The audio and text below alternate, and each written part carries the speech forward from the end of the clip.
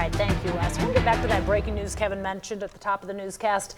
Kansas lawmakers have extended the Star Bonds offer for the Chiefs and the Royals. So this offer would help either team with the cost of building a stadium in the Sunflower State. KSHB 41 government reporter Charlie Keegan traveled to Topeka for today's vote.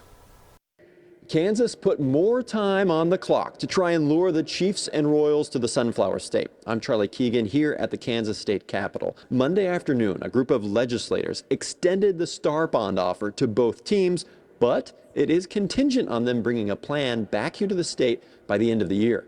This move signals that Kansas is still in the running for either the Chiefs or the Royals, but neither team was at the Capitol to update the state on their plans. In a letter last month, the Chiefs president wrote that the team would build a dome if it moves to Kansas. And a group affiliated with the Royals recently invested in Hesperia. That's the old Sprint campus in Overland Park. With the Royals, I think there are more potential viable locations available, and so you're dealing with a lot of different landowners and interests versus, a stadium the size of a Super Bowl dome. There's more limited locations you could go.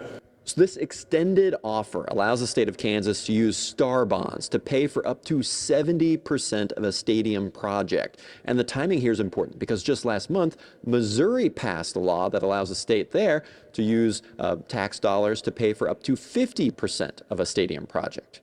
In Topeka, I'm Charlie Keegan, KSHB 41 News.